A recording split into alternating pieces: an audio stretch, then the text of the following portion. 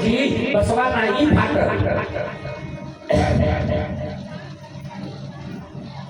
ये भावना सोची, कथा के तत्वों को नहीं जानते, कहानी पढ़ लिया, कथानक पढ़ लिया, लेकिन यथार्थ से कोसों दूर है, यथार्थ से कोसों दूर है। अरे कौन सी गांठ फटती है, इसका ज्ञान होना चाहिए।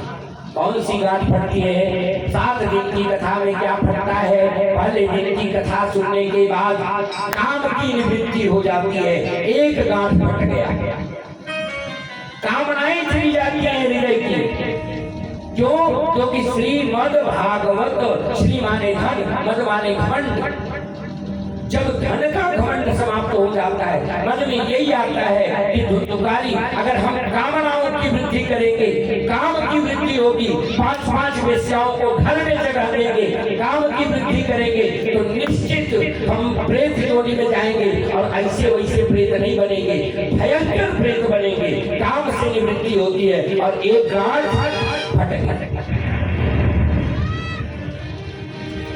दूसरे दिन की कथा सुनने से क्रोध की निवृत्ति होती है। दूसरे दिन की कथा से कल सवाल हुआ, क्रोध आ गया और क्रोध में परीक्षित से अपराध हो गया। यही सिखाता है कि हमें क्रोध से बचना चाहिए। दूसरी गांठ फट गई।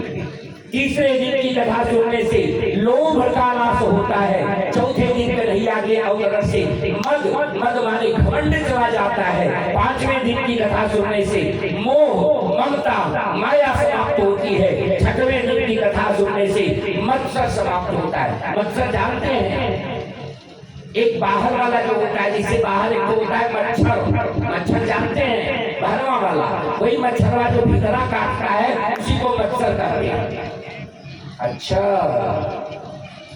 इनकी गाड़ी आजकल बड़ा बढ़िया चल रही है, कुछ जुगत लगाते हैं का इनकी गाड़ी हमसे बहुत तेज भाग रहे हैं। अब मन में मच्छर काटना शुरू हुआ, कैसे इनको गिराए? यही मत्सर है। दूसरे को देख करके अपने मन में व्यथित होना, दूसरे की वृद्धि से खुद को कष्ट देना, यही मत्सर है। और ये मत्सर 6वें दिन की कथा से समाप्त हो जाता है। और 7वें दिन की जब व्यक्ति कथा सुनता है तो अविद्या की ग्रंथि फटती है, उसको समझ में आ जाता है यही अविद्या को फाड़ रहे हैं, यही अविद्या नाश करती है। क्या करती है? नव योगेश्वर संवाद के माध्यम से यही बताती है कि इस जीवन में कुछ नहीं है, एकमात्र भगवान की शरणागति ले लो, कल्याण हो जाएगा। बस एकमात्र साधन क्या है? सदगुरु की प्राप्ति और भगवान की प्राप्ति, क्योंकि बिना गुरु के परमात्मा नहीं मिलता। सदगुरु बना लो और परमात्मा को प्राप्त कर लो। अविद्या